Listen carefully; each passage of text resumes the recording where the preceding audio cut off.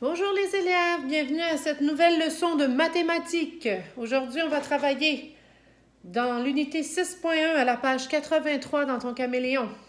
C'est la suite des formes et des figures géométriques, ok? Qu'est-ce qu'une suite? Regarde bien Caméléon qui est en train de chanter et on pose la question, est-ce vraiment une suite? Alors, tu regardes bien les notes de musique, on va comprendre qu'est-ce que c'est qu'une suite. Dans une suite, les formes sont souvent placées dans un ordre logique. Cet ordre s'appelle une régularité. Je t'approche ici. Mes petits jetons que j'ai pris dans les jouets de Sacha. Alors, si vous regardez bien, vert, rouge,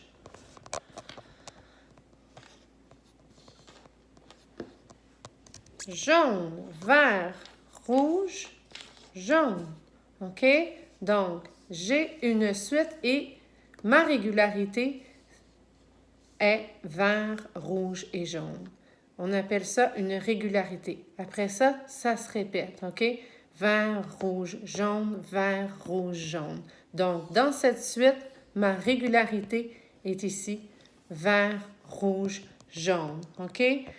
Puis, chacune des formes, on appelle ça un terme, OK? Puis la position qu'ils ont, c'est un rang, OK? Donc, ici, au premier rang, j'ai mon vert. Deuxième rang, j'ai mon rouge. Troisième rang, j'ai mon jaune. Donc, le jeton vert est au premier rang et au quatrième rang, OK? On appelle ça un rang, une position. Donc, chaque élément de la suite se nomme un terme. La position occupée par un terme s'appelle un rang. Pour comprendre une suite, il faut connaître sa régularité. Une fois qu'on a trouvé la régularité, on est capable de continuer la suite. OK? Ici, on a un cercle, un triangle, un rectangle et un losange, si tu regardes à la fin de ton cahier. OK? Donc, cercle, triangle, rectangle, losange, c'est ta régularité. OK? Ton cercle, il est au premier rang et au quatrième rang, 5, 6, 7, huitième rang. Et on pourra ainsi continuer la suite. Le triangle, le rectangle, le losange, c'est ta régularité. D'accord? Tu vas à la page 84. Charles-Étienne invite Victoria à un concert. Une suite de notes de musique décore le billet de Victoria. Observe ce billet et trouve la régularité. Reproduis ensuite cette régularité dans l'encadré. Alors, tu as des petites notes de musique, OK? Donc, une petite note toute seule, c'est une noire qu'on appelle. Hein? Quand elles sont collées, c'est des croches attachées. Donc, on a une noire, des croches attachées, une croche, une noire. Ensuite, encore des croches attachées, une croche, une noire. Et là, tu vois, on a une régularité. Donc, la noire en premier, les croches attachées, une croche. Ça, c'est ta régularité. Parce qu'après ça, ça se répète. Donc, dans ton encadré, tu peux dessiner la note noire, les deux notes attachées, les deux croches attachées et ta petite croche, c'est-à-dire celle avec un petit crochet à la fin, là, en haut. OK, c'est ta régularité. Numéro 2, tu ajoutes là où les notes manquantes pour compléter la régularité. OK? Possible que ce soit simplement une note ou, par exemple, des croches attachées. Numéro 3, amuse-toi. Invente une suite et dessine-la dans l'encadré.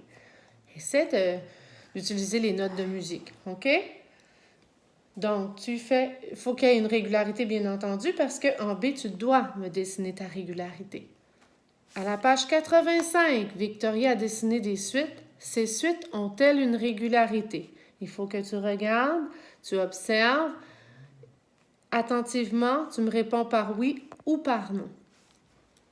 B, regarde, je pense que A, B, c'est assez facile. C, on voit un soleil, une étoile, un nuage. Un soleil, puis là, on pourrait dire, ben, après, on pourrait faire une étoile, un nuage, mais c'est pas fait. Donc, puis un gros espace. Donc, c'est pas une régularité, ça. OK? Numéro 5. Complète chaque suite en y ajoutant 3 termes. OK? Donc, ça, c'est assez facile. Je te laisse faire ça. Relève le défi. Tu as la banque de mots régularité, rang et terme. Tu les places au bon endroit. Bien sûr, tu peux te référer à ta page 83 pour faire ça.